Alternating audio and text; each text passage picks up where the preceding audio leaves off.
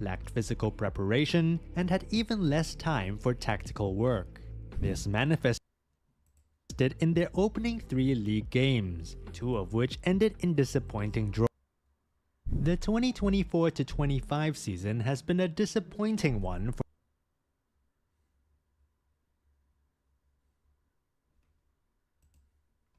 Virker den? Virker den? Virker den? Virker den? Mik. Ja, den virker. Okay. Fint. Ja. På den her. Sådan der. Håber det virker. Ja. Nå. Skulle ikke have det der.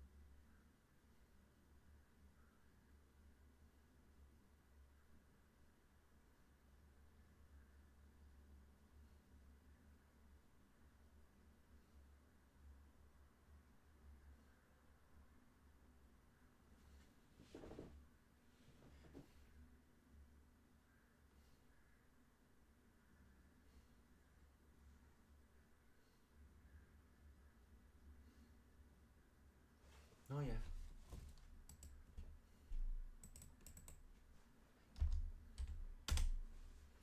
Jamen ikke fundament på.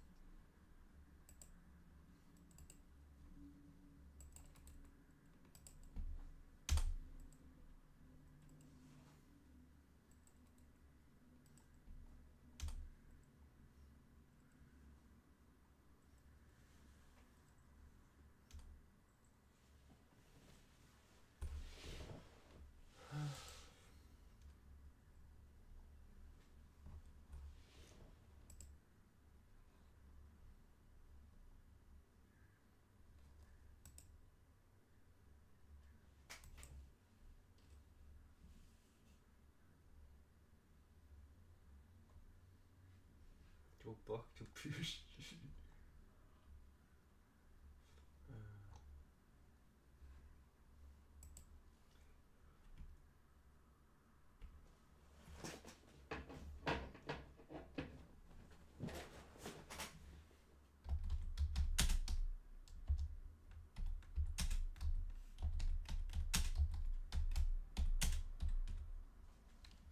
United.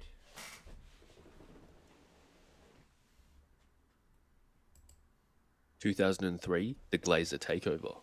In 2003, American businessman and owner of the Tampa Bay Buccaneers, Malcolm Glazer, began his takeover of Manchester United. He used a leveraged buyout, meaning he borrowed money to buy the club, and then put that debt onto United's books. Before this, the club was debt-free. By 2005, the Glazer family had full control over the club. Since that point, there has been no attempt to treat Manchester United like a football club under their ownership, with the Glazers taking millions home annually, even in years when the club underperforms. The club did not even have a director of football until 2021, and the poor decision-making and neglect of infrastructure saw the club slowly being ripped open. Luckily, one man was there to hold it all together in the beginning. That man was Sir Alex Ferguson. With 13 Premier League titles and 2 Champions Leagues, Ferguson was a manager and director of football rolled into one. The greatest manager England had ever seen, it wasn't hard to predict what would happen when he left. 2013, from Ferguson to Moyes. After winning the Premier League in 2012-13, Sir Alex Ferguson called it a day. With no succession plan in place by the owners, Ferguson hand-picked Everton's David Moyes. He signed a 6-year contract, but his tenure lasted just 10 months. Moyes faced immediate challenges. He inherited an aging squad, overhauled Ferguson's trusted coaching staff, and struggled in the transfer market. On the pitch, United's football was slow and uninspired as they finished 7th, missing out on European competition for the first time in nearly 2 decades. Despite moments of promise, including a Champions League quarter-final run, results and performances steadily declined, and he slowly lost both the dressing room and the fans. You are nothing, you are a fool, and you are a waste of time. Good night. 2014, LVG. Following the chaos of David Moyes' tenure, Louis van Gaal was seen as a stabilising figure. His reign began with a significant squad overhaul, signing players like Angel Di Maria, Ander Herrera, and later Anthony Martial, while promoting the likes of Marcus Rashford and Jesse Lingard. Tactically, Van Gaal emphasised possession-based football, but his system was often criticised for being overly rigid, slow, and lacking attacking flair. In his first season, he secured a 4th-place finish and Champions League qualification. The following year, however, the club was eliminated in the group stage of the Champions League and finished 5th in the league. His tenure ended on a bittersweet note. Just 2 days after winning the FA Cup in 2016, he was sacked. 2016, the special one. Appointed for his winning pedigree, Jose Mourinho's first season saw success, with United winning the League Cup, Europa League, and Community Shield. Mourinho made high-profile signings, including Paul Pogba, Zlatan Ibrahimovic, and Romelu Lukaku. In 2017-18, United finished 2nd in the Premier League with 81 points, a feat that Mourinho claimed was his greatest ever achievement. His pragmatic defensive playing style drew criticism for lacking flair, a departure from United's traditional attacking ethos. Mourinho clashed publicly with players, notably Pogba, criticised the club's transfer policy, and appeared increasingly isolated, and was sacked in December 2018. 2018, Ole's at the wheel. Initially arriving as a caretaker after Jose Mourinho's dismissal, club legend Ole Gunnar Solskjaer quickly lifted the mood, winning his first 8 games and overseeing a remarkable Champions League comeback against PSG. He promoted players like Mason Greenwood and revitalised the careers of Marcus Rashford and Luke Shaw. The team finished 3rd in the Premier League in 2019-20 and 2nd in 2020-21. United also reached multiple semi-finals and the Europa League final in 2021, but lost to Villarreal on penalties. Despite some high points, Solskjaer struggled tactically against top sides, lacked consistency, and often relied on individual brilliance. Big signings like Bruno Fernandes made an impact, but others, such as Donny van de Beek and Jadon Sancho, underperformed. The 2021-22 season began with high expectations following the arrivals of Cristiano Ronaldo and Rafael Varane, but results collapsed and Solskjaer's following big against top but lost to Villarreal on penalties, reached multiple semi-finals and the Euro 20 and 2nd in Rashford and Luke Shaw. The team finished 3rd in the Premier League in 2019-20 and 2nd in 2020-21. United also reached multiple semi-finals and the Europa League final in 2021, but lost to Villarreal on penalties. Despite some high points, Solskjaer struggled tactically against top sides, lacked consistency, and often relied on individual brilliance. Big signings like Bruno Fernandes made an impact, but others, such as Donny van de Beek and Jadon Sancho, underperformed. The 2021-22 season began with high expectations following the arrivals of Cristiano Ronaldo and Rafael Varane, but results collapsed and Solskjaer was sacked in November 2021. 2021, open heart surgery. Solskjaer was replaced by German manager Ralf Rangnick on an interim basis. The most notable part of his tenure was his open criticism of the club, stating that open heart surgery was required to fix its issues. Let's quickly rattle through a couple of them. Commercially focused ownership, neglect of footballing structure, diabolical transfer strategy, lack of identity due to constant sackings, decline in infrastructure, decline in standard and culture. 2022, Ten Hag ball. The next man up was Erik Ten Hag. His first season brought silverware as United won the Carabao Cup, while also leading the team to the FA Cup final. In his second season, United regressed. Questions arose about Ten Hag's tactics, player management, and recruitment, particularly after high-profile signings like Antony underperformed. He was sacked in his third season as the team only secured 3 wins from the opening 9 matches, placing them 14th. 2024, Ruben and Ineos. Sir Jim Ratcliffe's Ineos Group completed its minority investment in Manchester United in February of 2024, while Ten Hag was in charge, acquiring a 27.7% stake in the club. This deal granted Ineos control over Manchester United's football operations, while the Glazer family retained majority ownership and commercial oversight. With football in control, Ineos brought in Portuguese manager Ruben Amorim, and so far he has led Manchester United to a Europa League final, which they lost to Spurs, and their worst finish in Premier League history. Is this rock bottom, or could the club fall even further? Let me know in the comments, and thanks for watching. from their own manager not believing in them, being the worst team, maybe, in history of Manchester United, to cheering their own players being subbed. I thought it was disgusting from some of the Manchester United fans cheering him coming off. From overspending on mid-players to cutting donations to charities. Goalies that can't save a PDF. Onana, if you are one of the worst goalkeepers in Man United history, you need to take care what you are talking, Conceding directly from corners. A manager depressed. Manchester United is a story on its own. And this is a very average level that United are performing at week in, week out. And that's why Even their new stadium looks like a circus. So how did the Theater of Dreams become the Theater of Clowns? For newer fans, this might be hard to believe, but Manchester United used to be the most dominant club in the world. They had won 20 Premier League titles and were the first club in the history of English football to achieve the treble. Under Sir Alex Ferguson, they ruled the world. They had superstar warriors like Wayne Rooney, Cristiano Ronaldo. Now they have Højlund. Ever since Ferguson's departure, United completely lost its elite status, at least in the footballing world, because they still generate revenue like they're an elite club. But on the pitch, they have not been taken seriously as title contenders for over a decade and consistently bounce in and out of the Champions League. From a managerial merry-go-round to terrible recruiting to constant drama, United have lost their identity. I have read the autobiographies of the managers that came after Ferguson, and I have found all the secrets on what actually went wrong in Manchester United's dressing room and how United went from a club of superstars to a club in crisis. When Sir Alex Ferguson was in charge, Man United were on top of the world. In 1993, United won the first ever Premier League title. Then a year later, they won it again, alongside an FA Cup, to complete the first double in the club's history. United then became the first English club to do the double twice when they won both competitions again in 1996 before retaining the league title once more in the 1997 season, with a game to spare, by the way. In the 1998-1999 season, United continued their dominance to all of Europe, where they became the first team to win the Premier League, FA Cup, and the Champions League, the treble. The grip they had on the Premier League was ridiculous.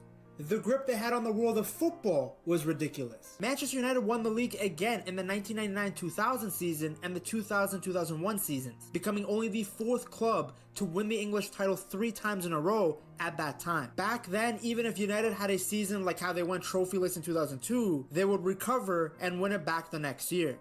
The dominance was crazy, and they actually had a hunger to stay on top. They were resilient, they were hungry to win, which is pretty much the exact opposite of what we see from United now. Back then, it was rare for United to have a bad season at all. Now it's a miracle if they can string together 2 successful wins. I saw a joke that said that the United website is down because they can't string together 3 W's. I'm taking full credit of that joke, by the way. Under Mourinho, United finished second in the Premier League in 2018. But guess what happened in the 2018-2019 season? They finished 6th. Under Ten Hag, United won the Carabao Cup and finished 3rd in the league, only to finish 8th the next season. They surprisingly won the FA Cup that season, but at what cost? The team ended up finishing in the bottom half of the table in the next year in 2025. The mentality at the club is drastically different from where it used to be. In the 2023-2024 season, United had just 1 win against the traditional Big Six.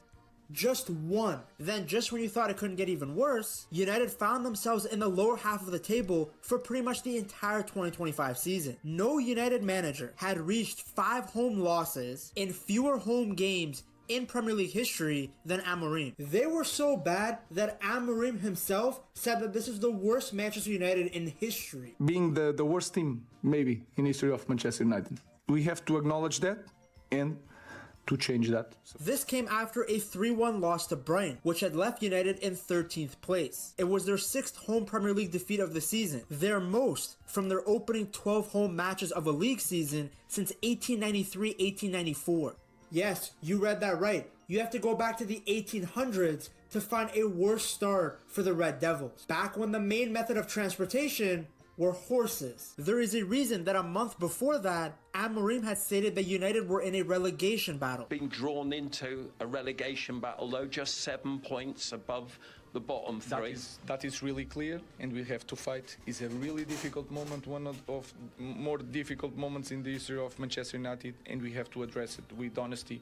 And to be clear with that, we have to fight next game. What's worse than the results is the performances. Sure, they can squeeze out some wins from a late winner, but they genuinely look like a championship side at times. Now that isn't Amorim's fault. You got players making boneheaded mistakes, almost forgetting the fundamentals of football. At times, you can see the passages of play that the Portuguese is trying to instill, but the quality of the individuals holds the play back. They will get into a good position using the fullbacks in the 3-back system, but then the ball will drop to Garnacho, who's allergic to passing. Or the ball drops to Højlund, who misses an easy chance. United single-handedly reminded the footballing community what the term Olympico is. Had they not conceded 2 goals directly from a corner in the same week, with 2 different goalies, we would not have remembered that there is a term for scoring directly off a corner kick. What's the most concerning about United is they somehow keep getting worse. Every time you think they've hit rock bottom, they dig a little deeper. I think people expected a little bit of a new manager bounce when Amorim came in, and it looked like maybe it's starting after that win against City. But nope, every week is a new low point. It's gone so bad that all the previous managers look even better in retrospect. United thought they were in a bad spot with Mourinho, but a second place finish, a European title, that's fantastic. Most fans would give up their left nut for that again. That I consider one of the best jobs of my career, to finish second with Manchester United in the Premier League. You say this guy is crazy. Then under Ole, it seemed like things couldn't get worse. But you look back, they won some big games in the Champions League, played some nice football. I think a lot of United fans remember that match against PSG vividly. The team was also much better in the league. It seemed like a foundation was being built before the transfer window that brought in Mr. Ronaldo, Sancho, and Varane. Even Ten Hag's time will look good in a few years. People will be like, damn, this guy won the Carabao Cup, beat City to the FA Cup, got United Champions League football. Having said that, I have always seen the league as the most important metric in judging a manager. The league rewards longevity and consistency. You can't luckily win the league or get second place. But in a cup, you can certainly go on a lucky run. This was proven by Ten Hag, as the season following the FA Cup win was a disaster. I'm telling you guys, that FA Cup win held United back in the long term. It delayed Ten Hag's sacking, which caused further damage to the club because he ended up bringing in the players that he wanted in the summer. After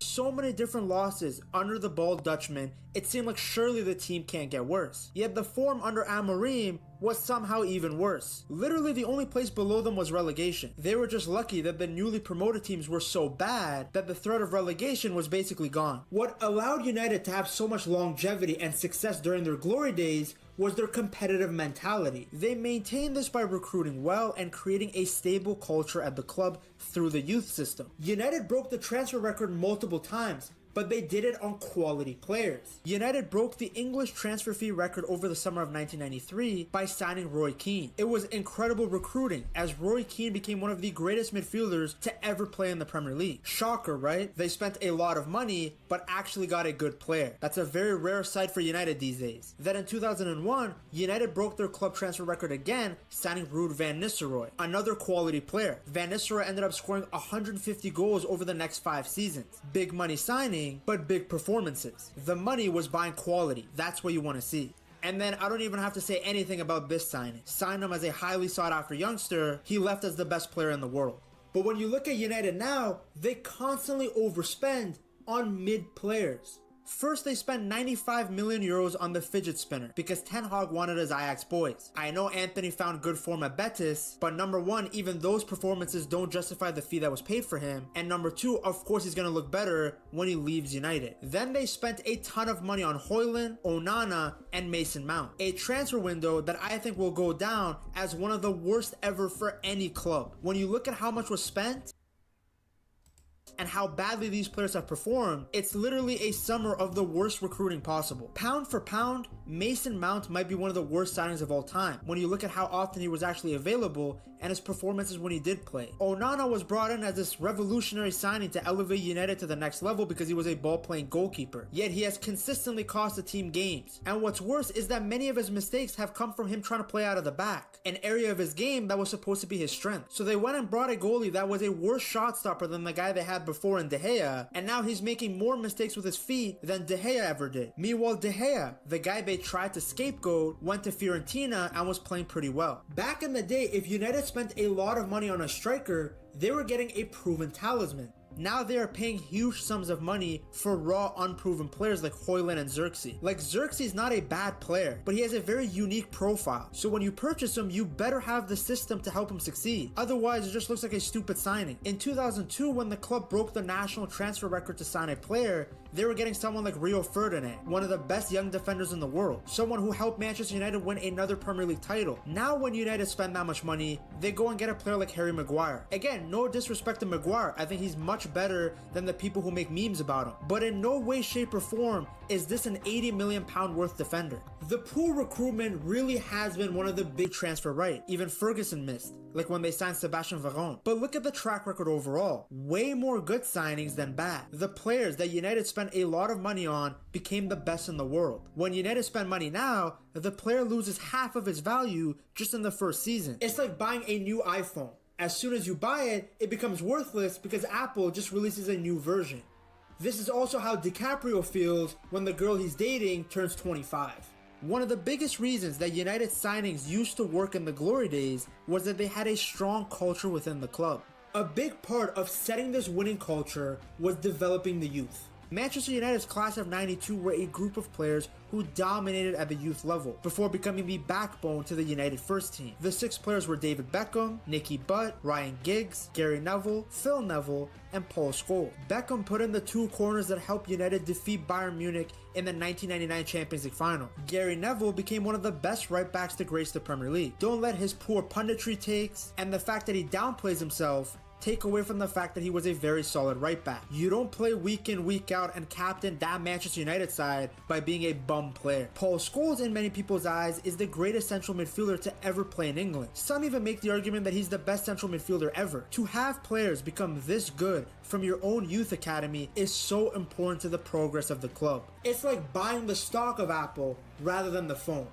Or in DiCaprio's case, getting an 18-year-old straight out of college. These guys understood the club's values and were able to pass on the ideas to new players. An article by Harvard Business stated that Ferguson recruited what he called bad losers and demanded that they work extremely hard. Over the years, this attitude became contagious. Players wouldn't accept their teammates not giving it their all, essentially looking for players who hated losing more than they loved winning. The biggest stars were no exception. It's not just that they were incredibly talented, they also understood what it meant to represent Manchester United. Recently, United has had some promising young talents emerge like Kobe Mainoo and Garnacho, but the culture isn't the same. Bruno! Go!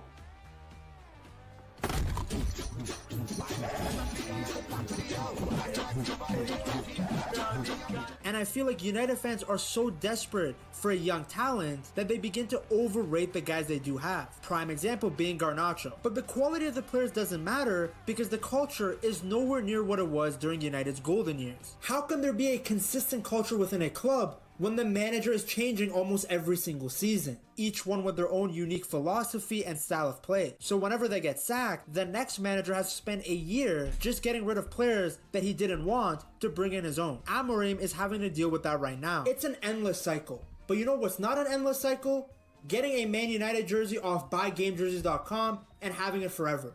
Use code PETTALKS at checkout for a discount. Culture is one of the things that I've noticed the most in all the books that I've read of these managers. All of them have struggled to match the culture of the Ferguson era. And even though United haven't been good in years, the pundits, former players, and certain fans still have high expectations based on the levels that United used to be at.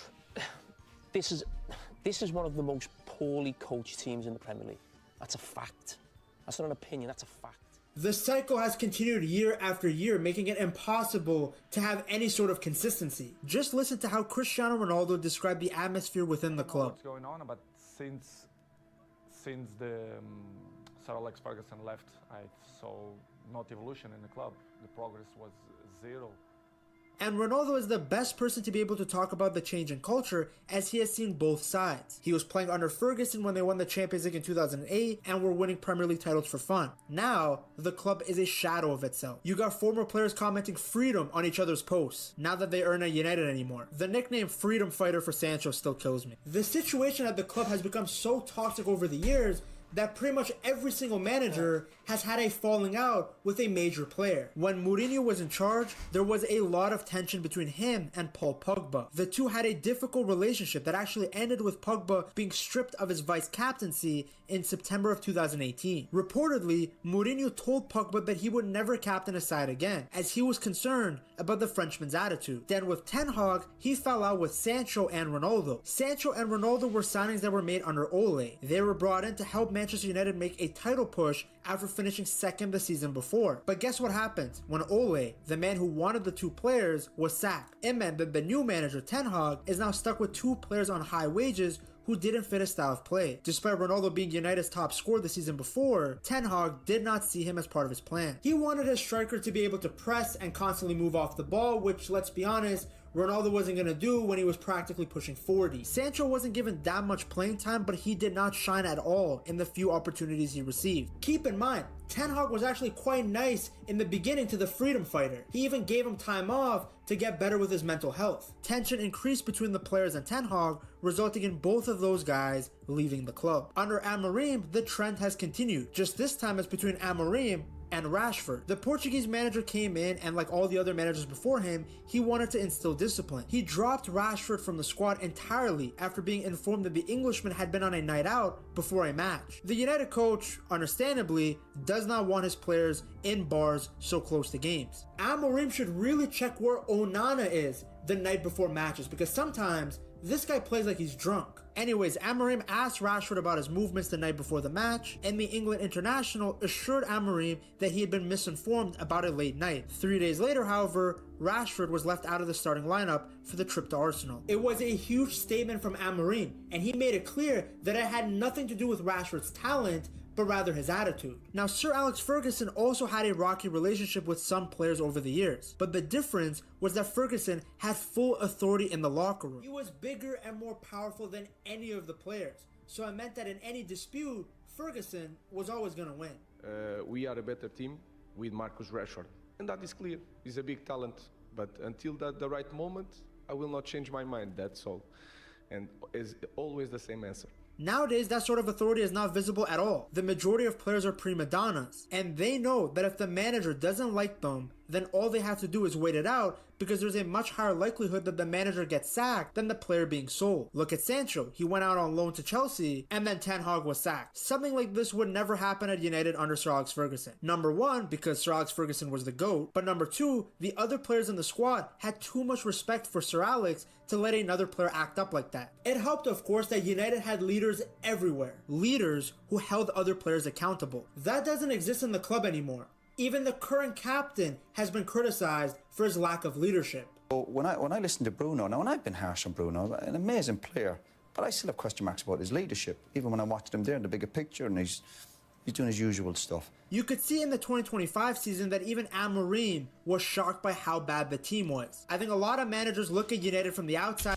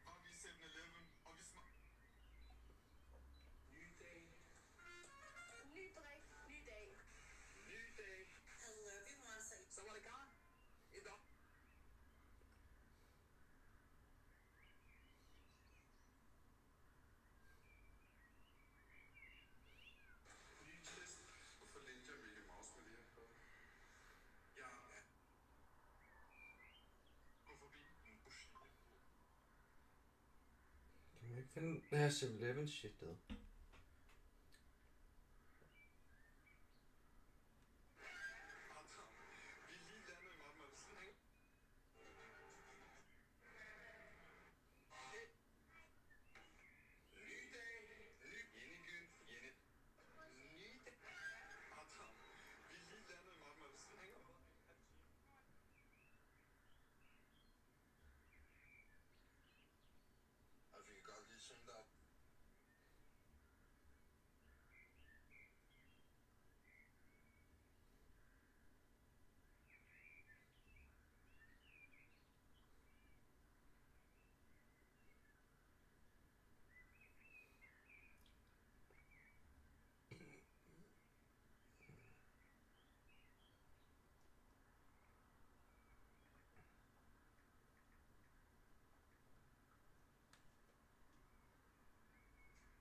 Og det er det, det hedder.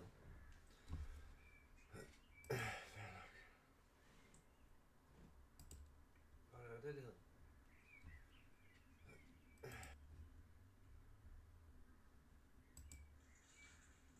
Father was a manager. He was born with a father player. He grew up with a father manager.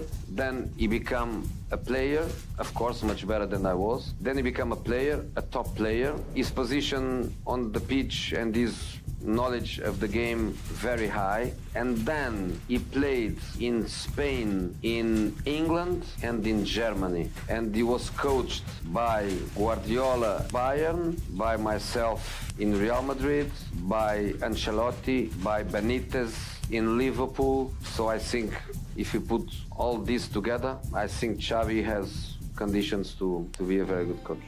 When Jose Mourinho speaks, the football world pays attention. And when he said Xabi Alonso will be a fantastic coach, it wasn't just a compliment, it was a prediction. Now that prediction has come true. Xabi Alonso isn't just a former midfield star. He didn't get this job because he is a Real Madrid legend. He's a top manager, someone who understands the sport inside and out. Real Madrid fans should be excited. For the rest of La Liga, it's a reason to be nervous, because what Alonso did at Bayer Leverkusen wasn't a fluke. It was smart, ruthless, and completely dominant. Made trophies tangible, exorcised the demons of Leverkusen.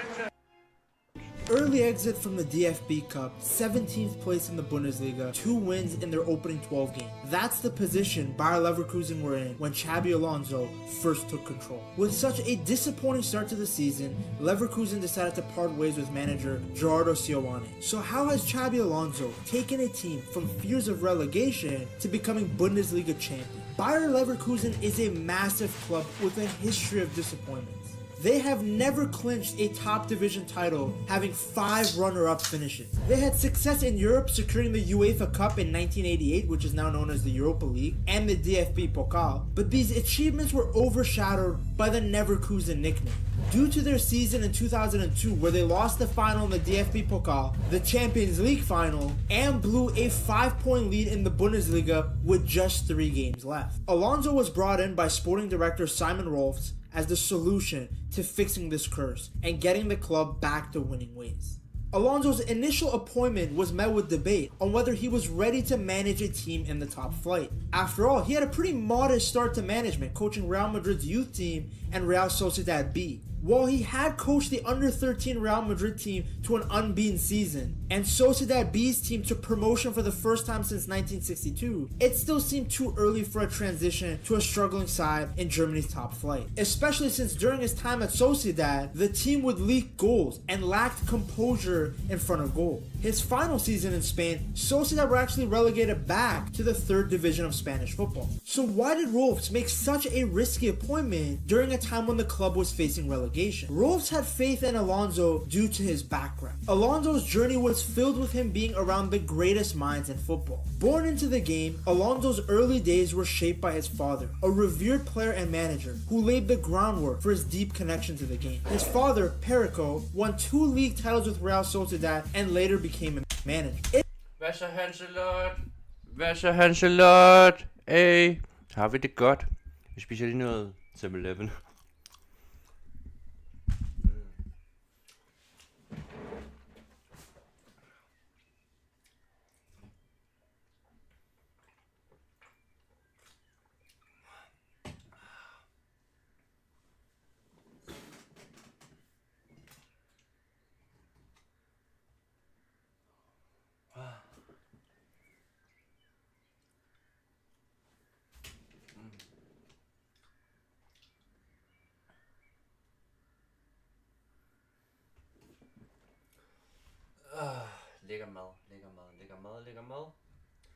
tror da, jeg skulle have postet en video nu.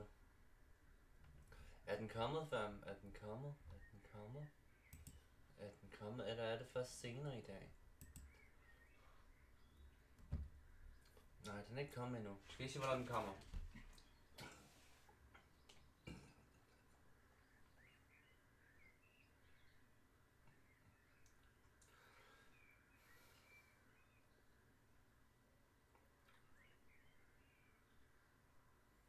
Nå, først kl. 17.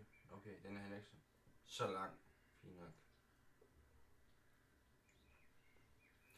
Der er et kvarter tilbage, til den kommer. Så der er nyt hvidt. Dag ud af dagen. Man arbejder hver dag. Der er regninger, der skal tages.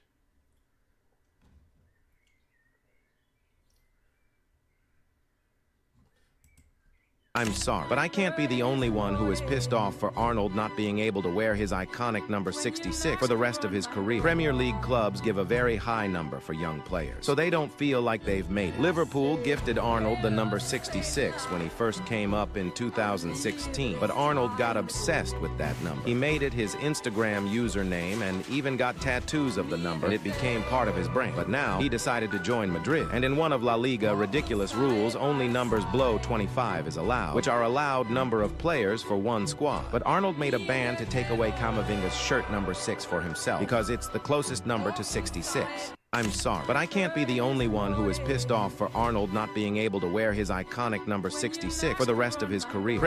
What the hell is going on in the transfer market right now? The last thing I expected was to see these two become rivals, but the rumors that Real Madrid want Nico Williams actually low-key make sense. Not only is he Spanish and young, like Real Madrid are prioritizing, but he's obviously not as good as Mbappe or Vinny, so we couldn't really complain coming off the bench like Rodrigo could. That's why Chelsea, Liverpool, and Arsenal have to get their money ready ASAP. Real Madrid value him at around 90 to 100 million euros. If he went to Arsenal, I'd assume he'd get the number 10 and that Kai Havertz would still be their starting striker. If he went to Chelsea, I'd assume Estevao or Pedro Neto would start on the bench. And then if he went to Liverpool, I'd assume Luis Diaz would be on a plane to Barcelona. That's because even though Laporta said nothing is impossible when it came to Erling Haaland, rumors have surfaced that Luis Diaz is actually their number 1 target this summer, which is kind of strange unless they see him as someone who can transition into becoming a number 9, or they're just gonna have a savage come off the bench. Atletico are being linked to a different Liverpool player. Darwin Nunez definitely fits their vibe, but I don't really understand with Julian Alvarez and Sorloth already there. They're also being linked to Emi Martinez, who's valued at around 47 million euros by Aston Villa, which again, I don't really understand why you would do that when Joan Garcia is available for just like 15 million euros if Espanyol get relegated. This is pretty interesting though. We really need to keep an eye out on Fabio Silva this summer. Dortmund, Leverkusen, and Frankfurt, they're all seriously interested in him depending on what happens with their strikers. Liverpool's Kwanzaa is attracting interest from the Bundesliga as well as other English clubs. Como are set to trigger the 30 million euro release clause of Yeremai. Bayern look like they've agreed a 4-year deal with Jonathan Tah. And then Brighton have secured the signing of a new center back. Other news today includes Pep crying after De Bruyne's last game at City, who also got both a statue and a mosaic at the training ground. And then this is the Athletics team of the season. Dude, there's 4 PSG players and no Lamine Yamal. Anyways, there's so much going around right now in the world of football, so if you want to stay updated, just come back tomorrow.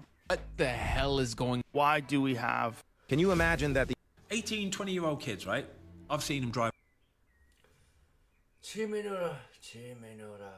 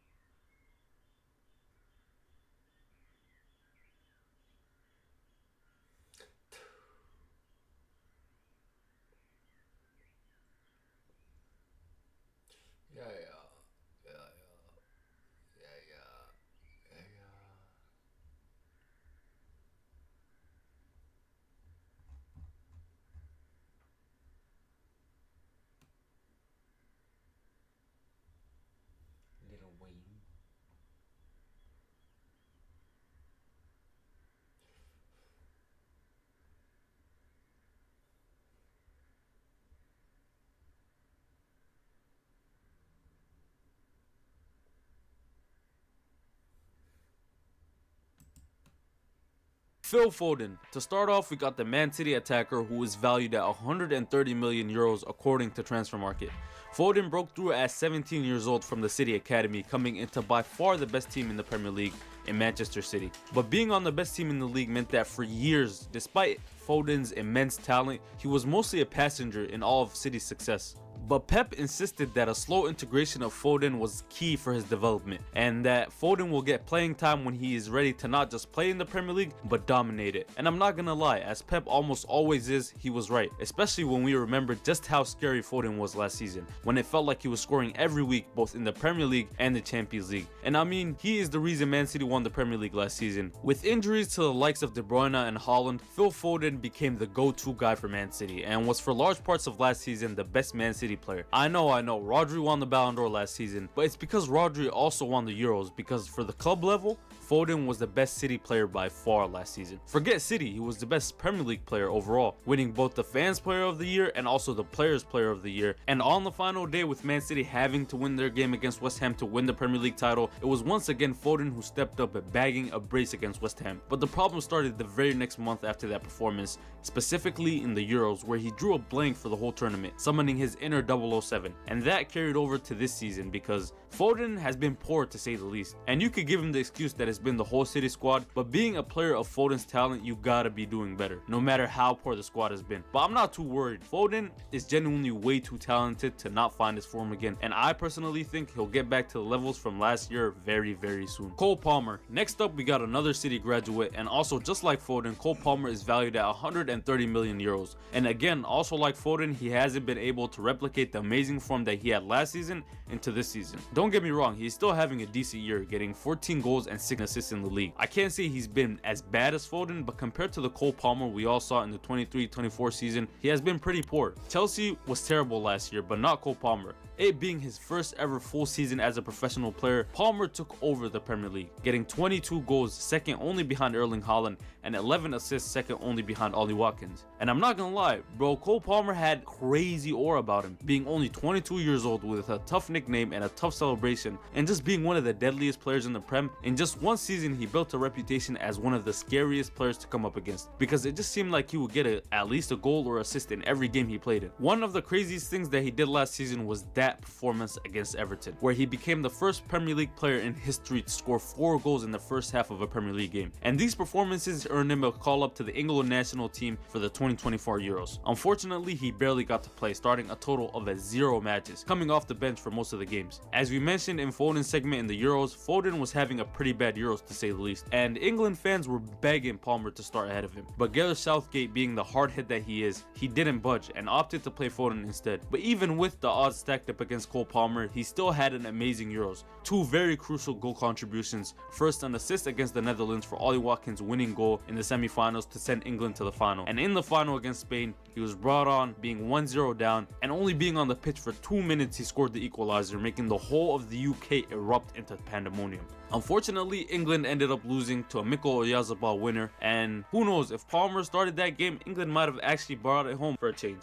Jamal Musiala. Being valued at 140 million euros, Jamal Musiala makes this list. In my opinion, Jamal Musiala has one of the greatest skill sets in world football. And at the age of 7, Musiala's family moved from their home in Germany to England. And this is where he got his footballing education with the likes of Southampton and more notably at Chelsea. In 2019 though, at just the age of 16, he came back to his home country to join Bayern's youth academy. And over the next couple of years, Musiala became one of the best young players in the world. One thing about Musiala is that people had one criticism of him, which was that he didn't have the output to match his incredible dribbling ability, and they basically called him an aesthetics merchant. But in the 22-23 season, we saw a shift in Jamal Musiala, because he was starting to get that output that people were calling him to improve on, ending the season with 16 goals and 16 assists, and he even got the goal that won Bayern the Bundesliga that year.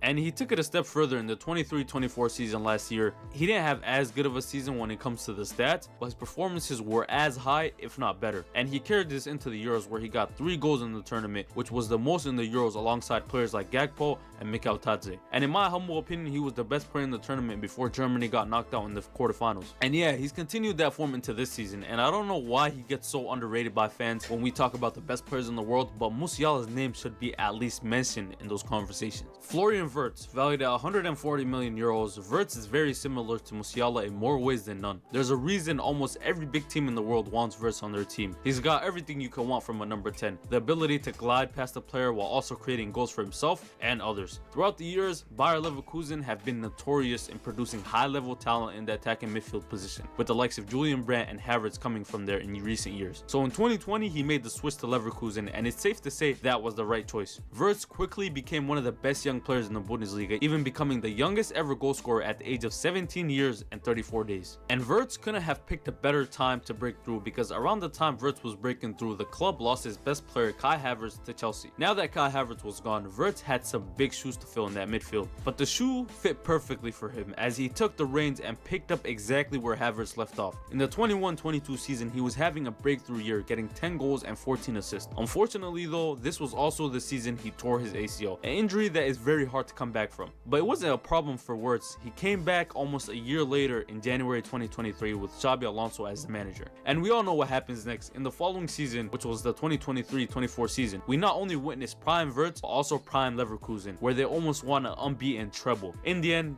they won the Bundesliga unbeaten and the DFB Pokal, but they lost in the Europa League final to Atalanta. This season, Leverkusen haven't touched the heights that they did last season, but Wirtz has still been one of the best players in the world, getting 15 goals and 13 assists in all competitions. Bukayo Saka, valued at 150 million euros, the 23-year-old is the first non-attacking midfielder on our list. Saka has been an Arsenal player from young, joining their academy at the ripe age of only 7 years old. After making his debut in 2018 under Unai Emery, the 1920 season was the year he really broke through. With Arsenal having injuries to the likes of Kolasinac and Tierney, Saka was trusted to play that left back spot, though it wasn't his most preferred position. And throughout the next couple years, Saka would cement himself as Arsenal's best player, despite the fact that he was still only a teenager. And he even earned himself a call-up to the Euro 2021 for England. Unfortunately though, this call-up led to the most tragic thing to ever happen to Saka, because in the Euros final against Italy, Saka, out of all people, stepped up to take the 5th and final penalty for England. Why a 19-year-old took it over the likes of Grealish and Sterling, God knows, but the fact of the matter is that he did. And most of you know what happens next. He missed it, handing the Euros over to Italy. This led to him, Rashford and Sancho,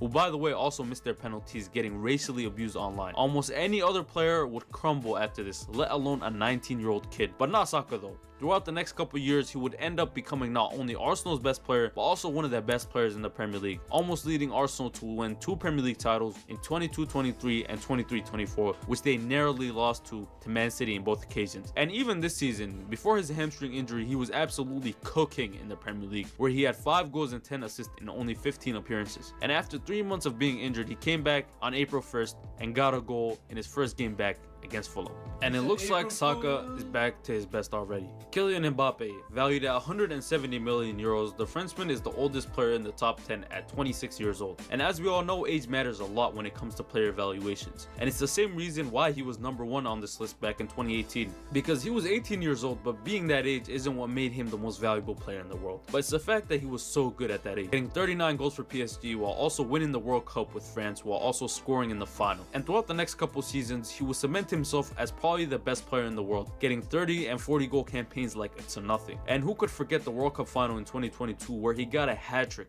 despite losing to Argentina on pens. I mean, he was so good that PSG gave him not only so much money but so much power at the club, just to stop him from going to Real Madrid. But after years of being linked to them, he finally joined them last summer on a free transfer. And despite having a poor start to the season, he finally found his form, and at the time of this recording, he has 32 goals in all competitions for Los Blancos. Jude Bellingham, valued at 180 million euros, Jude isn't the first nor last Real Madrid player on this list. Breaking through at Birmingham at just the age of 16, Jude's talent was evident from the very start. So much so that Birmingham retired his jersey at just the age of 16 when he moved to Borussia Dortmund, a place that has been known to be one of the best talent hubs for young players to develop their game. And he was amazing for Dortmund. He was a midfielder who could do it all, going both forward and on defense. He was wanted by every big team in every big league, but in the end he joined Real Madrid in the summer of 2023. And in the 23-24 season, his debut season for Madrid, Bellingham was immense. With the departure of Karim Benzema to the Saudi League, there was no one to play striker for Real Madrid.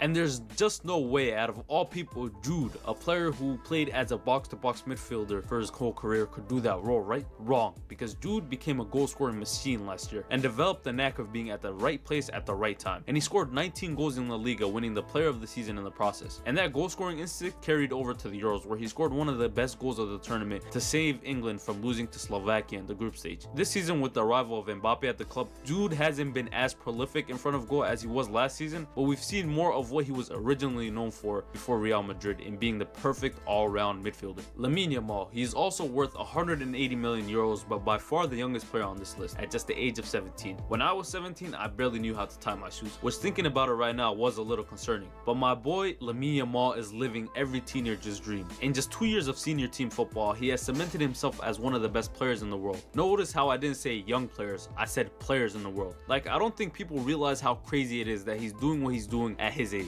When have we ever referred to a 17-year-old as one of the best players in the world? And in my opinion, he's the best teenager to ever play of the game. If you disagree, just look at all these records he's broken, and he's only been a professional for less than 2 years. And don't even get me started on the Euros, because while Rodri won the player of the tournament, it could have easily gone to Lamine Yamal. Not only did he get the top assister in the competition, not only did he assist in the final, but also he scored that goal versus France in the semis in front of the same guy who was talking crazy about him in the media. And it's the fact that not only does he have the talent, but also the mentality is what makes me believe that he could genuinely go down as one of the greatest players in the history of the sport. Vinicius Jr., valued at 200 million euros, Vinny makes this list as the second most valuable player in the world. No matter if you hate him or you love him, there's no denying that he's extremely good at what he does. He came to Madrid in 2018 with decent level expectations, but he was also straight buns for his first couple of years at Madrid. He was all skills and no end product, basically the Jeremy Doku before Jeremy Doku. And there's even that famous clip of Benzema telling Ferland Mendy not to pass him the ball because he was playing against him. Finally though, around the 21-22 season is when things finally started to change for Vinny, and he helped Madrid to win the Champions League, scoring in the final. That wasn't the only Champions League final he scored in either, because he did the same exact thing in the game against Dortmund last year. While yes, his attitude is what sometimes stops him from being even better than he already is, and maybe he would even have a Ballon d'Or right now, but still, Vinny is a true testament of how never giving up and striving for greatness can take you really far in this sport. Erling Haaland, valued at 200 million euros also, Haaland completes our list of the most valuable players in the world right now.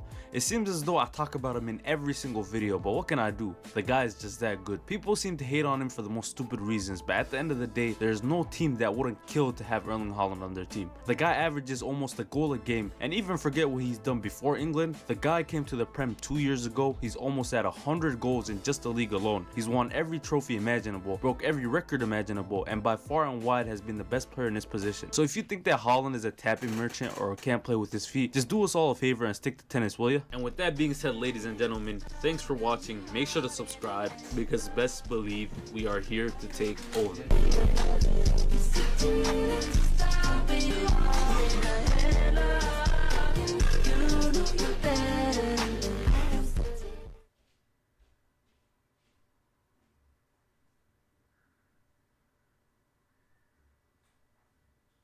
You're an idiot. Active players, lad. Yeah, he's active. No, active for Spurs. No, active players. And this guy was spitting all over the microphone as well. 6 rounds, 1 final. Shot in the dark, secret bets, new games. We're cooking. All right. These boys on the sofa are going to be fighting all throughout the rounds for points. Points do matter all the way up to the final. Round 1.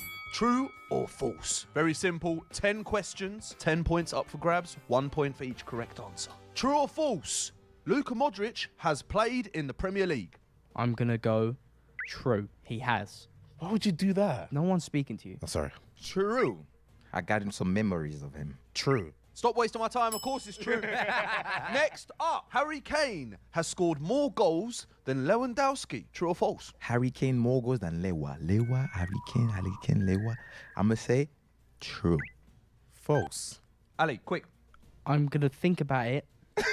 And I'm gonna go false. It's obviously false. 2 are correct. 1's wrong. Yes! Ali? Bro, think about it, David. Lewa's been in the game for so long. The San Siro is the biggest stadium in Italy. True or false? True. True. True. It's true. Points all round. Oh. It's a massive stadium. It's a big one. Carlo Ancelotti has coached PSG. True or false? Oh. It's taking me back some years, you know? Oh, is it? I'm gonna go true. I remember it. I'm going to go true. No, he's gonna say the same thing. I'm gonna say false. Oh, why would you go against the French geezer? Why would you go against me, I mate? take the lead. I take the lead. Ali, you're on 4 points. Well done. Liverpool have more Premier League titles than Leicester. True or false? False.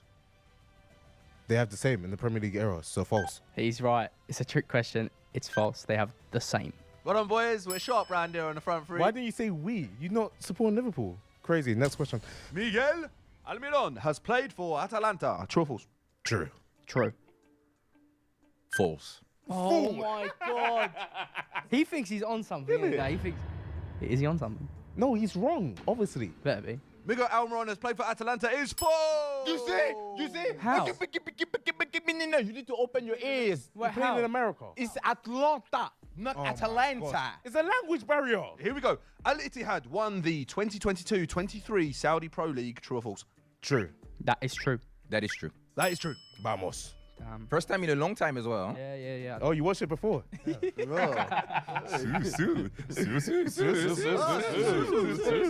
Luis Suarez has played in the Netherlands. True or false? That is true. Yes, that is true. That is true. That is true. Clearly true. Play for 2 clubs over there. It's true. Who are they? Groningen and Ajax. FIFA Nick. He wasn't even in the game then. He is a FIFA Right, here we go. Nani is retired. True or false? False. This is Luis Nani, yeah? This is Luis Nani. Thank you. How many did Nani. False. I'm gonna say he's retired. It's true. The answer's false. Yeah. Hey, who's up front? DSK. It's the last question of the true or false round. Here we go. Ali on 7, DSK on 8, Juwan on 7. Australia and New Zealand are in the same confederation. True or false? It's true. It's true. It's true.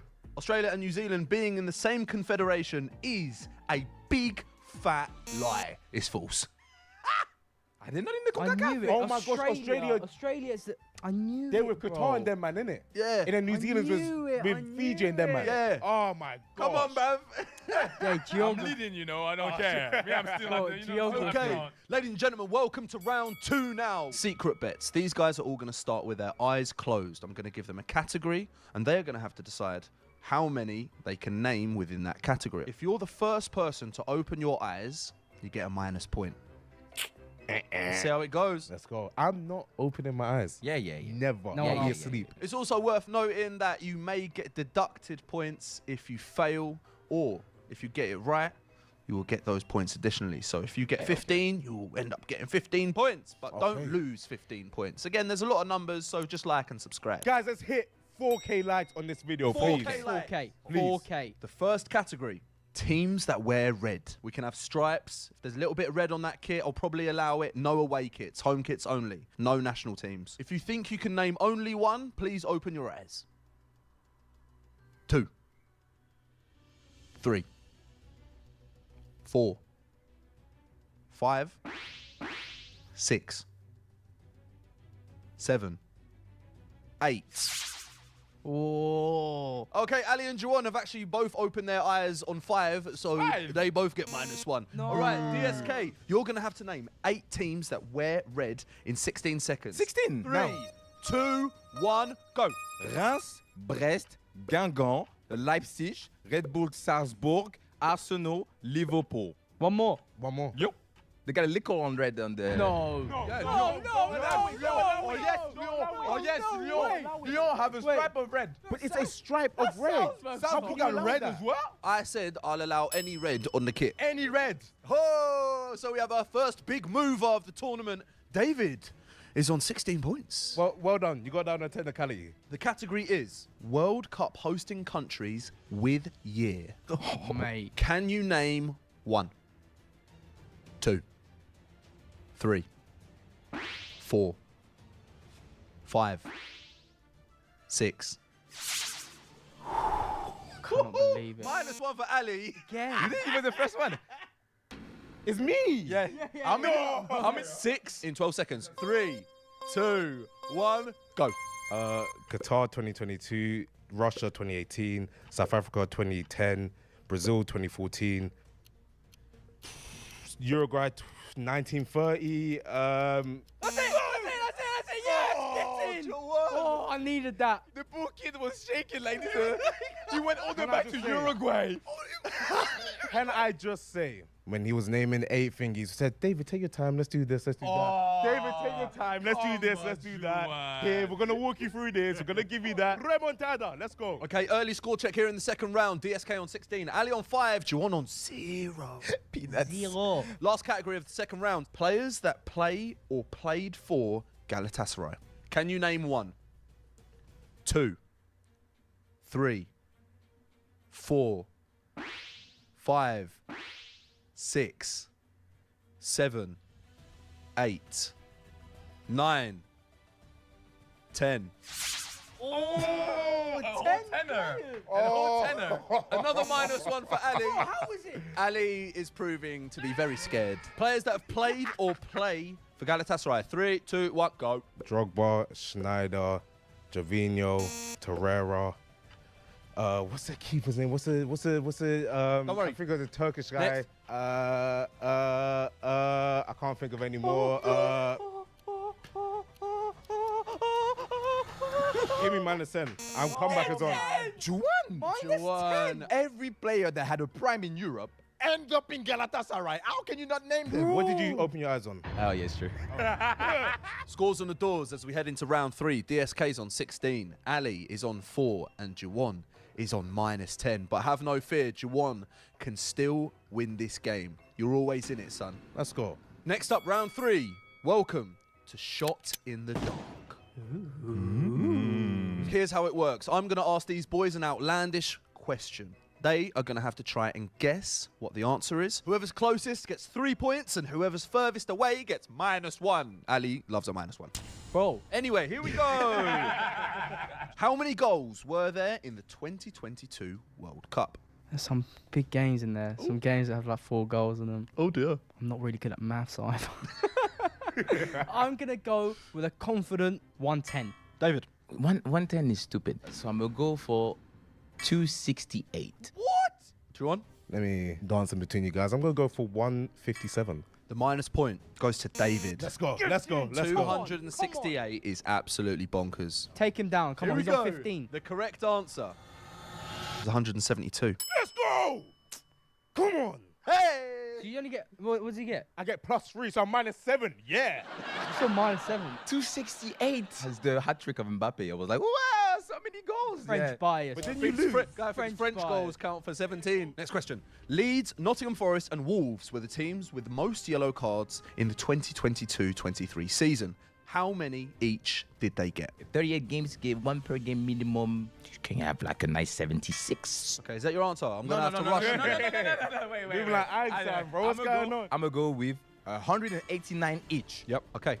I'm going to go for 95. I'm going to go for 100.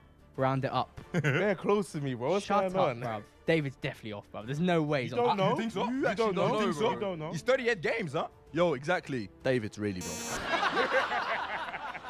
The answer, ladies and gentlemen, is 84. Come on! I told you! Don't play with me, bro. Don't play with me. Up next, according to the official website, what is the capacity of the Allianz Arena during national games? All right, cool. I'm going to go for... Don't ever do that to me again. 67,000. 70.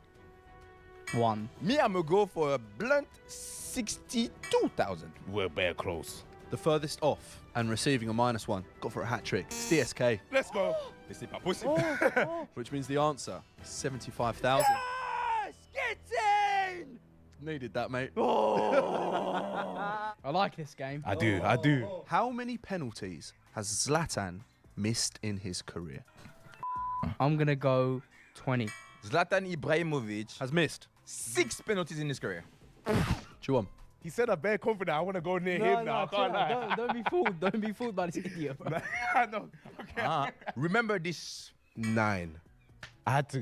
He said it very confidently. So I'm well off. Ladies and gentlemen, the -1. We've never seen anything like this again. 4 in a row. Yes! Oh, why did I go near you? The answer's 17. Yes, I got 20. Bro, you man. Yes, mate. Yes, I'm Brother, why did you say it like you knew it? Do not copy everything you see online. Because this man, he's a facade. He doesn't know ball knowledge.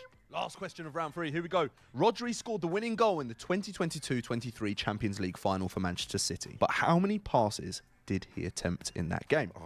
I know this. He attempted a whooping Whooping? 104 passes. 131. Okay, Ali. 118. I can confirm that the minus point is going to Juan. Oh, finally. Oh, no, no. I won this. The answer for how many pass attempts Rodri made in that game is 66. Bam! 66? Hold up. So you're telling me Man City dominated Inter Milan? How about you hold up? All right, the scores on the doors. DSK 15, Ali 10, Juwan on -5. Stay alive and like and subscribe, my people. -5 is better than -10. Who am I? I will be describing a player. You've got to figure out who am I. 1 point per person. Let's get it cracking. Who am I? I play in Manchester. I also played in Germany. I played in the 2022 World Cup. I am from Belgium. Kevin De Bruyne. Yep. 1 point tally. Okay, here we go. I've played for 3 teams in the Big Six. I currently play in London. Ooh, yep. All right, here we go. I play in England. I am a defender. Ooh. I represent England. Ooh. I play Manchester. Maguire. That's me. Come on. Should we go VAR check? VAR check. Says DSK. Bam! You're a hater. Juwan, would you like to join us today? Or? Oh, we're playing? I don't know. DSK on 16, Ali on 12, and Juwan, you far, bro. Playing golf, bro. I started my career in Germany. I currently play in Germany. I've played for Man City. I represent Sancho. Germany. Oh, I currently play with Harry Kane. Nathan Dyer. Oh my gosh. Leroy Sané. Ali's correct. I swear to God, I'm the smartest human in the world. Well, no, my one was correct at the time. Guys, can you please just give me a sec? Nathan Dyer is a winger that played for Swansea. Eric Dyer. Oh, my fault. Here we go. I haven't scored a single goal. Joe Gomez. No, that was horrendous. Again, not everything's about Liverpool. You can now not answer until these men have made an attempt. I've played for 2 clubs in the same city. I played in the 2022 World Cup. Could be anyone. Could be a lot of I played people. for Chelsea. You played for Chelsea? Played. Hey, you're on no goals. I am from Belgium. Lukaku. No goals, you fool. I'll deal with that in a sec. Okay, let me hear the rest. Is there more? That's it, blood. Give me 2 seconds. I'm trying to think about all the... 5. No, relax, 4, man. 3. I can't 2, even think, bro. 1. Out. Get him out. You're out. Thibaut Courtois. Correct. I'm on fire, mate. Guys. I am sensational. 2 seconds. Who said Lukaku? When you said 0 goals, you know. I have won a World Cup. I'm a defender. I've played for the 2 biggest teams of the same country. I've played with Messi. I won the last World Cup. Lisandro Martinez. Incorrect. I'm going to go Romero. Incorrect. I knew it. Flipping heck, man. Come on, Juwan. This is your chance, big man. Won the last World Cup. Defender. Played with Messi. Played for 2 of the same biggest teams. I'm thinking of Argentinian defenders. 2 biggest clubs in the city, in the same country. In the same country, Yeah. yeah. Otamendi plays for Benfica and he played for Porto. Otamendi. Yes. That took you way too long. my word. Can you do that? What do you mean? I'm a visual learner. I have to go through those things. All right, here we I'm go. dyslexic. I wear red. I've played for Real Madrid. I have also played for Porto. I also wear yellow. I am a midfielder. Fabinho. Incorrect. Oh, that's a good shout. I also wear yellow at this current moment. He's wearing yellow and he also wears red. That's what you're saying. Plays for Porto. Used to play for Porto. Casemiro. Finally! Boss. Guys! I recently won a league title. I play in Italy.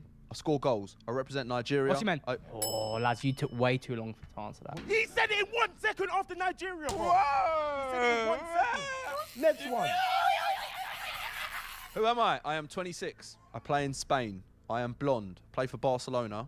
I also played for Ajax. Dion. Yes, I said shit, it, that's you know him. I That's said him. it. That's him. Oh my God. That's him. I am a 1 club man. I play in Spain. I represent. No. I represent What the Spain. hell are these? Sorry. I wear white. My actual name is Jose Ignacio Fernandez Iglesias. Oh, that's so easy. Countdowns, because you gave him the name. shut up, man. You gave him the name. He did a whole monologue earlier. You gave bro. him the name. Shut up. Countdown. I'm a 1 club man. I am actually going to have to That's tell Spanish. Juwan to settle down.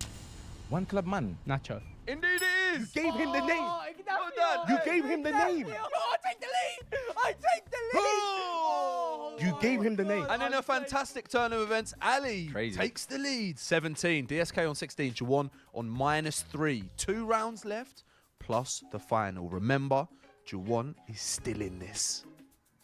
Believe. You're laughing. Football trivia, multiple choice. What Italian club did Diego Simeone manage? A. Lazio, B. Catania, C. Palermo. A Lazio. A Lazio. Shock. A. That's a fat guess, lads. I can't lie. That's a fat guess. Lads, yeah, I'll be real, you're all wrong. Yes, okay, it's okay. And the answer was Catania. I knew it. Shout out to Catania. You lot are copying me, bro. What's going on? Yeah, what's going on, Juwan? What's going on, man? Where did Barcelona beat Arsenal in 2006 UCL final? A. Paris, B. London, C. Rome. Oh, I don't know. Well, me, I'm French, so I'm just gonna say A Paris. Oh, this guy. A. Paris. I feel like he's tricking me. I'm gonna go London. You Am fell I for right? it. Am I right? Am I right? You fell for it. Of course it's Paris, bro. Am I right? Of course it's Paris. Stade de France. Ladies and gentlemen, DSK's right. Of course. What? I mean as well. I'm a person as well. Who came second as top goal scorer in the 2022-23 Premier League season after Haaland? A. Kane, B. Tony, C. Salah. A. Kane. Kane. Kane, A. Everybody gets a point! Who won the 2022-23 La Liga title? A. Barcelona, B. Real Madrid, C. Atletico Madrid. Barcelona. A Barcelona. Barcelona. Oh, correct! Get some points on the board, boys. It's about time. Juwan is now on 0. Woo! What is the name of the park that separates Anfield Road and Goodison Park? Is it A. Goodison Park, B. Walton Park, C. Stanley Park? Stanley Park. Wharton Park. Goodison Park. The answer, ladies and gentlemen, is C. Stanley Park. Oh, do you see the knowledge I have? Better knowledge than a Liverpool citizen. Oh, Scouser! Hey, what part of Liverpool are you from, blood? I wouldn't know. He doesn't go to the games. If I'm playing for Herenveen, what country am I in? A. Germany, B. Netherlands, C. Sweden. Netherlands. Netherlands. Sweden. The answer is B. Netherlands. What are you doing? Let's go, let's go. How many Champions League finals have Chelsea lost? A. 0, B. 1, C. 2. 1. 0. 0. What about United? When Oh, yeah. John Oh my Terry gosh. Smith- Oh my I'm gosh. surrounded by people that don't watch football. I know the feeling. Who did Germany beat in the 2014 World Cup final? A. Argentina, B. Brazil, C. Croatia. DSK? Oh, Argentina. Argentina. Argentina. Correct. Here we go. What active player has the most appearances for Tottenham? A. Kane, B. Son, C. Lloris. Lloris. You're an idiot. Son. Lloris. Active players, lads. He's active. He plays for LA Galaxy, bro. Yeah, he's active. No, He didn't active say- for Spurs. No, active players. Sorry. And this guy was spitting all over the microphone as well. Brother, don't even take notice of my man. Oh, blah, blah, blah. Don't look at him Active anymore. players. Man. The answer is C. Lloris. Let's Yeah, go. of course. All right, last one. Here we go. What player holds the record for the most goals in Champions League finals? A. Bale, B. Benzema, C. Ronaldo. I'm gonna go Ronaldo. Cristiano Ronaldo. Ronaldo. It is Ronaldo, ladies and gentlemen. Oh my word, look at what we have here. Crazy. It's neck and neck, a 2-horse race. DSK on 23, Ali on 23, Juwan On 23. Let's go. 3-horse race. The penultimate game is career path. 1 point for each. If you enter the final in first place, you will get 3 lives for last man standing. If you enter the final in last place, you will get 1 life for last man standing. First up. Is that? Arnautovic. No. Hooray! Yes. Oh, fairs. I didn't. Oh, Juwan. Here we go next. Oh, shit. Buffon. Yeah. Nice. I don't mind John getting it because he genuinely can't get second. Next one. Thank you. Ooh. Gundogan. Well done, John. I Well done. I'm suppose, supporting you.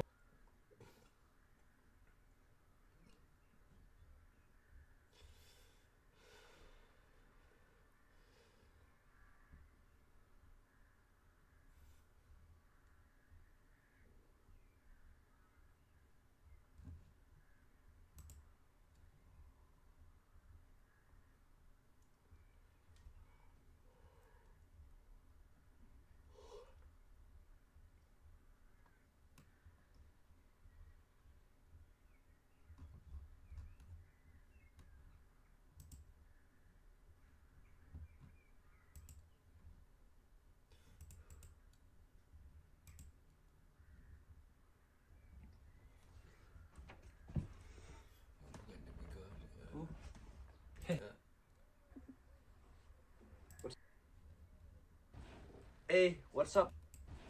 Hey, what's up everybody?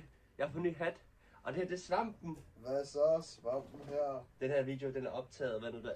Den kommer efter vores mælkesnit-video. Så vi kan snakke om den også. Ja, mælkesnit-video. Ja. Svampen er ham, vi har bare ved øjenbryn af på. Ja, der var der et par øjenbryn her. Ja. Men Svampen, velkommen til Smoke Talk, min rygepodcast. Jo, tak. Og så selvfølgelig, du er perfekt egnet til at være med i den her. Ja, det var sådan meant to be, du skal være med i den her. Det må man sige. Ja, vil du tage toppen af, han er mesterryger? Ja, så må jeg få nogle væs. Ja, selvfølgelig.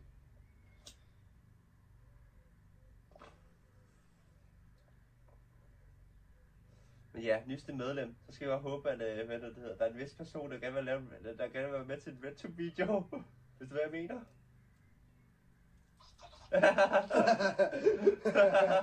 Det kunne være griner. Ja. RedTube, mand. Så er der fandme fuld content. Hun får bare ikke en skid af pengene. Nej, det er det, vi også to, der deler dem. Vi tager det hele. Har du en lighter? Hvad er det mi? Jamen, det undrer mig ikke, mand. Det er det der med dårlige vaner der, med at lægge lighter i lommen. Man vender sig enten til det, eller så vender man sig af med det. Kender det godt. Nå, hvor kender jeg Svampen fra? Vi går i skole sammen. Ja, vi går på det der lortetamo der. Ja, og som vores kammerat siger højt i Aalborg, fuck Tamo! Ja, fuck Tamo, mand. Ja, fuck Tamo. Jeg er ligeglad, hvis du ser det her Rommedal. Fuck dig! Jeg er sgu ligeglad. Hvis jeg tjener penge på det her, så er det content. Ja, det er true shit. Det er content. Helt meget, mand. Vi skal også... Må du så spille noget, hvad jeg skal gøre? Eller ryge på en anden, eller? Og vi skal fandme også... Jeg har nogle geniale idéer til nytår. Jeg køber nogle sjove kasser. Ja, det kunne være en banger-video. Ja, det tænker jeg. Skal vi også have nogle kanonflag? Det er dejligt at få nye medlemmer til, for der kommer flere medlemmer til. Der er Lasse, der kommer også med. Ja. Og så er der Thor, og så er der dig, Svampen. Yes. Men du er den første, der kommer med til Smoke Talk, så du er allerede der. Begynder at enjoy the content, enjoy the ride. Bare fordi de andre ikke kan følge med, mand. Ja. Og det er selvom jeg ligger syg. Jeg ligger syg lige nu, mand. Og du stadigvæk er klar til content? Altid. Altid. Jeg tror, der findes rumvæsener. Det skulle faktisk ikke undre mig, hvis der gjorde. Ja, altså du ved, universet er så stort, ikke? Så jeg tror, der findes. Men jeg tror ikke, de gider snakke med os. Så er det rigtigt. Jeg tror også, det... Hvordan vil vi reagere? Ja, lige præcis mere, hvordan fanden vil vi reagere, hvis der lige pludselig sådan kom svar udenfra. Altså forestil dig ikke med noget historiemæssigt, ikke? Så hver gang man har set mennesker se noget nyt, ikke? Så er der skabt krig. Hvis der kommer rumvæsener, ikke? Ja. Det er jo en hel menneskehed mod rumvæsener. Mennesker vil gå i panik, de vil gå i krig. Ja, det vil de. Det er det samme.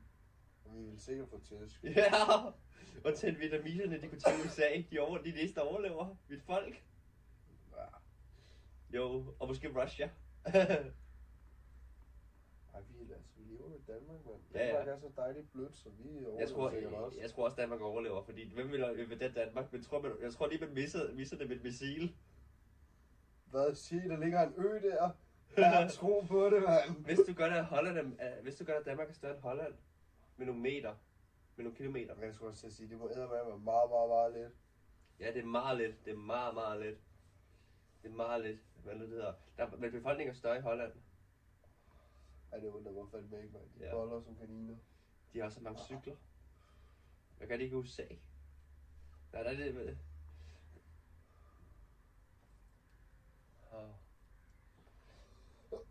Har vi oplevet noget spændende på Tamo? Oplevet noget spændende? Nej. Lad os fortælle. Jeg startede i første branche. Jeg startede prøvetid. Jeg har været siden den 1. februar, men jeg har været bortvist 3 gange. Jeg overhældte Svampen. Det er lang tid, så må det ikke min når dertil. Jo. Ja. Jeg overhældte Svampen. Ja, mand. Det er det, fordi han ikke vil have sit navn. Og det er fair nok. Det er ligesom, det er der nogen, der ikke vil have. Nogen, der gerne vil have et kælenavn. Jeg har altid været glad for mit kælenavn. Svamp. Det kan forstås på 2 måder. Det kan enten være, når jeg drikker, eller stoffet. Så er det jo så bare, hvilket en af jeg hentyder til. Ja. Jeg er fandme klar. Folk skal endelig bare skrive, hvis de er klar på at se os sidde, og der er helt fucked på Golden Cheetahs. Det er jeg fandme klar på. Ja. Når du skaffer mig den der hotbox der, jeg skal også lave en video, hvor jeg anmelder den. Det må du gerne. Ja. Du er griner nok. Ja. Ligesom min Peter Pan video, man skulle lige klikke for, hvad Peter Pan, hvad mener du med det, puk?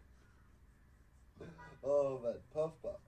Ja, og så når jeg får butteren der, ikke, så skal jeg bare have et billede af en pakke smør. Butter? ja, smør. Ja, det kunne være genialt. Ja. Der er ikke nogen, der siger, hvad det er smør til. Præcis. Og så bare thumbnail som butter.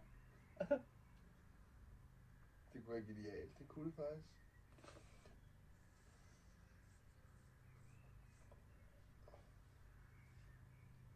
Men seriøst, man kan godt mærke, at man har spist mælkeslik, og min mave har det ikke fedt efter den. Ja, man er udkørt. Man er udkørt. Jeg ved, om det er det, der har gjort os alle sammen syge. Måske. Det er ikke sundt. Måske længden. Ej, lad være med at spise mælkeslikker, mand. Hold jer fra dem. Vi holder os frem nu af. Nu giver vi nogen til Silke og Jonas. De kan få resten. Ui, det kunne være en god idé. Jeg vil faktisk expose.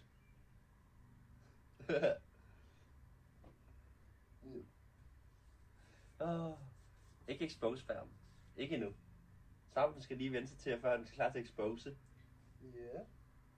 Jeg har allerede, hvad det der, Svampen troede nemlig, at Torben Distract var på det nye medlem Thor, og sådan, ja. Det kunne være genialt, det siger jeg. Men altså, det er jo også fordi, hvis man lytter til teksten og kender lidt til kostskolen, så giver det jo god mening. Ja. Så er det bare sådan der, hvad det der? Puk! Kunne du finde på det? Nej! Det er ikke til ham. Du kunne godt finde på det, det kunne være sjovt. Jo, jeg kunne godt finde på det, hvis jeg var sur nok på Thor, ikke, så kunne jeg godt gøre det.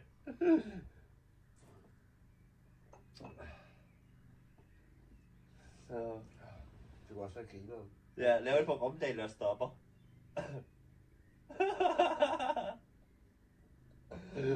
Du skulle næsten bare lave et på mig alligevel. Skulle man? Ja, man skulle. Ja. Det skulle man. Og så spille den, når de går hen ad døren. Bare hver morgen. Bare lige sætte den på lige foran ham. Ja, Romdal, du drikker så meget rom. Og du kan godt lide onkeblom. Altså, bare helt fuck tekst. Ja, det skal bare være helt fuck. Men det giver også god mening. Det skal ikke undre mig, at ved, hvem Henrik Blom er, faktisk. Mere fordi han hører ud af kontrol. What the fuck? Ja, Rommedal hører ud af kontrol. Han satte ud af kontrol på inde i salen på et tidspunkt, da vi skulle have et eller andet fælles foredrag. Og så tror han tror bare, han er ung. Ja, han er bare Rommedal. Ja. Ja. Waste in peace, Rommedal, man. Ved du hvad? Svampen, ikke? Ja. Det er fordi, Jonas siger, at han gør lige, men det er fordi, han synes, han er sjov, ikke? Og vi forstår bare ikke hans humor, fordi vi tager det for personligt. Rommedal har ikke nogen humor. Og ved du hvad jeg tænkte bare? Ved du hvad, jeg har da bare sådan, Rommedal, mit problem er ikke, nogen synes du er sjov. Jeg er bare sjovere, og det ved den, der synes du er sjov også. Jeg vil bare have, at du ved også selv, at du skal ikke være sjov for mig. Jeg er den sjove af os to. Rommedal. Rommedal er ikke sjov. Er det ikke rigtigt? Er jeg ikke den sjove af mig og Rommedal? Alle er jo sjovere end Rommedal. Ja. Det er der, jeg begynder at blive alvorlig. Du siger, at Rommedal var sjov. Jeg er sjovere end ham. Fuck også bare Rommedal, man. Ja. Jeg skal klikke på den her for at forstå den. Ja. Ja, så har han gjort det. Ja, som om han gør det. Ja. Har du set den video, hvor min mor skælder mig ud, fordi jeg er skæv? Det har jeg. Ja. Den er genial.